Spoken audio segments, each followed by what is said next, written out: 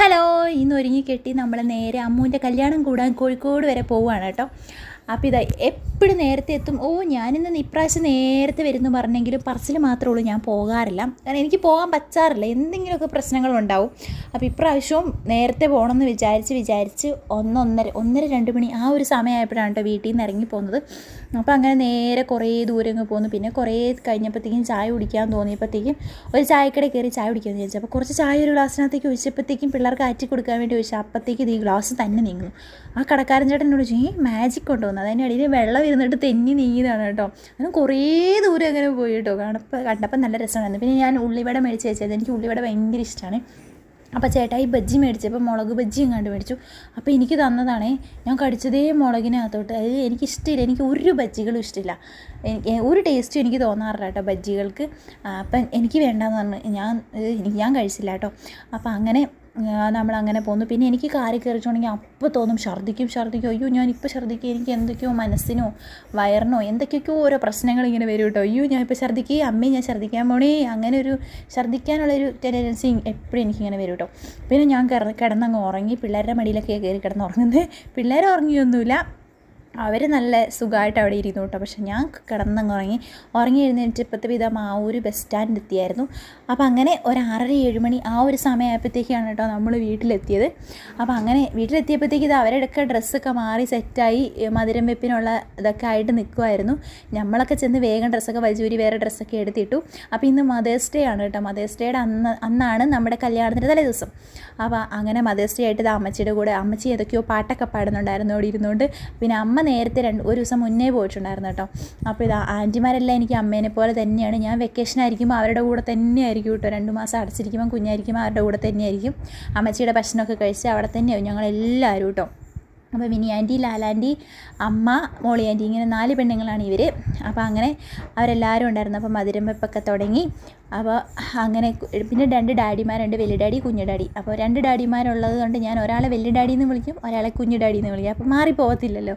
അപ്പോൾ അങ്ങനെയായിരുന്നു കേട്ടോ. ഞങ്ങൾ കുഞ്ഞായിരിക്കുമ്പോൾ ഇങ്ങനെ ഉണ്ണിച്ചേട്ടായി, മേഫി ചേട്ടായി, കുട്ടായി, ഞാൻ, അപർണ ചേച്ചി, അമ്മു, ഞങ്ങൾ ഇത്രയും പേരായിരുന്നു. ഞങ്ങൾ വെക്കേഷൻ ആകുമ്പോഴത്തേക്ക് ഓടി അങ്ങോട്ട് പോകും. പിന്നെ ഞങ്ങൾ അവിടെ 2 മാസം അവിടെയാണ് തകർക്കുന്നത്. പിന്നെ വെക്കേഷൻ കഴിയുമ്പോഴേ ഞങ്ങൾ പിരിയത്തുള്ളൂ. അങ്ങനെയായിരുന്നു കേട്ടോ ഞങ്ങൾ എപ്പോഴും. അപ്പോൾ അങ്ങനെയായിരുന്നു കേട്ടോ ഞങ്ങൾ കുഞ്ഞുങ്ങളായിരിക്കുമ്പോൾ. അപ്പോൾ പിന്നെ ആദ്യം എൻ്റെ കല്യാണം കഴിഞ്ഞു, പിന്നെ ചേട്ടായി വന്നു, പിള്ളേർ വന്നു. പിന്നെ അപർണ ചേച്ചീനാണ് ഇതിനകത്ത് മിസ് ചെയ്യുന്നത്. അപർണ ചേച്ചി വന്നില്ലായിരുന്നു. അപർണ ചേച്ചി കല്യാണം കഴിഞ്ഞു, ബിൻസൻ ചേട്ടായി, പിള്ളേരായി. പിന്നെ ഉണ്ണിച്ചേട്ടയുടെ കല്യാണം കഴിഞ്ഞു, ഗബ്രി വന്നു. പിന്നെ മെഫി ചേട്ടാ കല്യാണം കഴിഞ്ഞു, ആതിര വന്നു. അപ്പോൾ പിന്നെ ഇപ്പോൾ അമ്മുവിൻ്റെ കല്യാണം കൂടെ കഴിഞ്ഞു. അപ്പോൾ അങ്ങനെ ഇനി കുട്ടായി മാത്രമേ ഉള്ളൂ. അപ്പോൾ അങ്ങനെ എല്ലാ പരിപാടിയും മധുരം വെപ്പൊക്കെ കഴിഞ്ഞു കേട്ടോ. അപ്പോൾ അങ്ങനെയായിരുന്നു സംഭവങ്ങൾ. അപ്പോൾ അത് കഴിഞ്ഞപ്പോൾ രാത്രി ആയപ്പോഴത്തേക്ക് അവളെന്തോ നെയിലൊക്കെ പണിയെടുത്തുകൊണ്ടാണ് എന്തോ എങ്ങനെ ഒട്ടിച്ചുകൊണ്ടൊക്കെ ഇരിക്കുകയായിരുന്നു കേട്ടോ. അങ്ങനെ ഞങ്ങൾ നേരത്തെ വേഗം തന്നെ കിടന്നുറങ്ങി. രാവിലെ എഴുന്നേറ്റ് അമ്മുവിൻ്റെ ബ്യൂട്ടീഷ്യൻ തലേ ദിവസം തന്നെ വന്നിട്ടുണ്ടായിരുന്നു കേട്ടോ. അപ്പോൾ അതവിടെ ഒരുക്കമൊക്കെ സ്റ്റാർട്ട് ചെയ്തു. ഞാൻ കുറേ നേരം വായി നോക്കി അവിടെ നിന്ന് നമുക്ക് ഇത് പഠിച്ച കാരണം കുറച്ച് അവിടെ പോയി നിൽക്കുകയാണെങ്കിൽ എന്തെങ്കിലുമൊക്കെ മനസ്സിലാവില്ലോ എന്ന് ചേച്ചി പോയി നിന്നു. അപ്പോൾ നല്ല ചേച്ചിയായിരുന്നു, നല്ല സിമ്പിളായിട്ട് ഒരുക്കിയാൽ മതി എന്നായിരുന്നു കേട്ടോ പറഞ്ഞത്. അപ്പോൾ അതുപോലെ തന്നെ സിമ്പിളായിട്ട് നല്ല അടിപൊളിയായിട്ട് അമ്മുവിനെ ഒരുക്കിയിട്ടുണ്ടായിരുന്നു കേട്ടോ. എനിക്ക് ഭയങ്കരമായിട്ട് ഇഷ്ടപ്പെട്ടു. നല്ല അടിപൊളിയായിരുന്നു കേട്ടോ ചേച്ചി ഒരുക്കിയത്. അപ്പോൾ പിന്നെ അവിടെ അടുത്തുള്ള റബ്ബർ തോട്ടത്തിൽ കയറി നിന്നിട്ട് ഭയങ്കര ഫോട്ടോഷൂട്ടായിരുന്നു കേട്ടോ. അവളുടെ സാരിയൊക്കെ അടിപൊളി കളറായിരുന്നു കേട്ടോ. പിന്നെ ഉണ്ണീനെയും കുഞ്ഞാമീനെയൊക്കെ നിർത്തി കുറേ ഫോട്ടോസൊക്കെ എടുത്തിട്ട് ഉണ്ണിയുടെയും കുഞ്ഞാമിയുടെയും ഡ്രസ്സ് ഇതായിരുന്നു കേട്ടോ. ഒരു ഗിൽറ്റ് ഉണ്ടായിരുന്നു അതിനകത്തൂടെ, ഗിൽറ്റ് എല്ലാവരുടെയും എത്തി കൂടെ ആവുമായിരുന്നു. പിന്നെ എൻ്റെ സാരി ഇതായിരുന്നു കേട്ടോ, ഞാൻ ഈ ഒരു സാരിയായിരുന്നു എടുത്തത്. അപ്പോൾ പേളിമണിയുടെ ഏതോ ഒരു വീഡിയോ കണ്ടിട്ട് അവൾ എന്നോട് പറഞ്ഞു, ഈ സാരിയുടെ ഇങ്ങനെ തുമ്പെ പിടിക്കുക എന്നിട്ട് ഫോട്ടോ എടുക്കാനാണെന്ന് പറഞ്ഞാൽ അവിടെ നിന്ന് ഫോട്ടോ എടുത്തുകൊണ്ടിരിക്കുന്ന രംഗമാണ് കാണുന്നത്. ഞാൻ ആ വീഡിയോ പോലും കണ്ടിട്ടില്ല. അവൾ എവിടെയൊന്നോ ഏതോ ഒരു വീഡിയോ കണ്ടെന്ന് പറഞ്ഞാണ് എന്നെക്കൊണ്ട് ഈ പണിയൊക്കെ ചെയ്യിപ്പിക്കുന്നത്. അങ്ങനെ നമ്മൾ ഇങ്ങനെ ഫോട്ടോഷൂട്ടൊക്കെ നടന്നുകൊണ്ടിരിക്കുകയാണ് കേട്ടോ.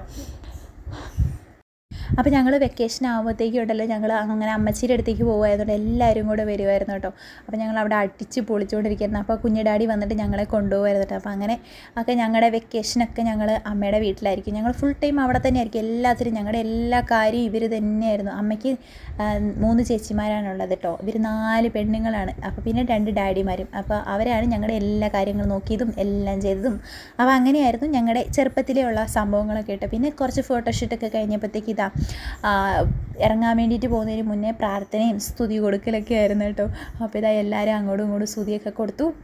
അങ്ങനെയൊക്കെ ഉണ്ണിയും കുഞ്ഞാമിയൊക്കെ ഷെയ്ക്കാൻ്റൊക്കെ കൊടുത്തു, ഉമ്മയൊക്കെ കൊടുത്ത് അങ്ങനെ എല്ലാവരും കൂടെ ഇറങ്ങി പോവുകയാണ് കേട്ടോ. പിന്നെ അങ്ങനെ നമ്മൾ നേരെ പള്ളിയിലോട്ട് പോയിട്ടോ.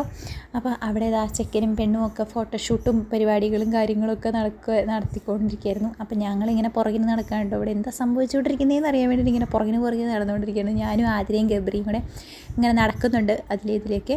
അപ്പം അങ്ങനെയൊക്കെ പള്ളിയുടെ പരിപാടികളെല്ലാം കഴിഞ്ഞ് പിന്നെ നമുക്ക് മെയിനായിട്ടുള്ള പരിപാടി കല്യാണത്തിന് അവർ മാത്രമായിരിക്കും കല്യാണത്തെക്കുറിച്ച് ആലോചിക്കും. നമ്മൾ ഫുഡ് കഴിക്കുക എന്നൊക്കെ വിചാരിച്ചു. ഞാൻ പോയപ്പോൾ മുതൽ ഫുഡ് കഴിക്കാതെ ഭക്ഷണം കഴിക്കാതെ ഗ്യാസൊക്കെ കയറി ഭയങ്കര പ്രശ്നമായിട്ടിരിക്കുകയായിരുന്നു. അപ്പോൾ ഭക്ഷണം കഴിക്കണം എന്ന് വിചാരിച്ച് നേരെ നമ്മൾ ഭക്ഷണം കഴിക്കാൻ വേണ്ടിയിട്ട് പോയി കേട്ടോ. അപ്പോൾ ആദ്യം ബിരിയാണി കഴിച്ചപ്പോൾ എനിക്ക് അത്ര സുഖം തോന്നിയില്ല. പിന്നെ ഞാനത് കഴിഞ്ഞപ്പോൾ ചോറും കൂടെ കഴിച്ചു കേട്ടോ. അങ്ങനെ രണ്ടും അവിടെ കുത്തിയിരുന്ന് ഞങ്ങൾ കഴിച്ചു. പിന്നെ നമ്മൾ അമ്മൂനെ കൊണ്ടുവിടാനൊന്നും പോയില്ല കേട്ടോ. പോകണമെന്നൊക്കെ വിചാരിച്ചിരിക്കുകയായിരുന്നു. അപ്പോഴത്തേക്കും നമ്മൾ കുറേ സമയം പോയിരുന്നു. പിന്നെ അവിടെ ഫോട്ടോ എടുക്കുന്നൊക്കെ വായി നോക്കി കുറേ നേരം നിന്നു. പിന്നെ നമ്മൾ എല്ലാവരും കൂടെ ഇതാണ് കേട്ടോ നമ്മുടെ ഫാമിലി ഫുള്ളായിട്ട്.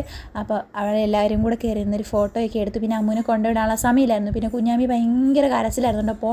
പോണ്ട മോൻ്റെയുടെ കല്യാണം കൂടിയിട്ട് പോയാൽ മതി. കല്യാണം കഴിഞ്ഞു എല്ലാവരും പോയി എന്ന് പറഞ്ഞിട്ട് അവൾ സമ്മതിക്കുന്നില്ലായിരുന്നു. അപ്പോൾ പിന്നെ അവളെന്നാൽ കടലിൽ കൊണ്ടുപോകാമെന്ന് പറഞ്ഞുകൊണ്ട് നേരെ കടലിലേക്ക് പോകുന്നു കേട്ടോ.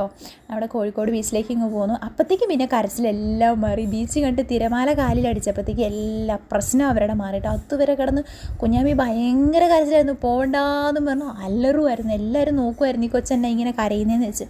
പിന്നെ നമ്മൾ നേരെ കടലിലേക്ക് ചെന്നപ്പോഴത്തേടെ കൂടെ പിന്നെ ഞങ്ങൾ ചോദിച്ചു അമ്മൂൻ്റെ കല്യാണത്തിന് വേണ്ട, എനിക്ക് ആരുടെയും കല്യാണത്തിന് പോകണ്ട, എനിക്ക് ഇവിടെ നിന്നാൽ മതി എന്നായി.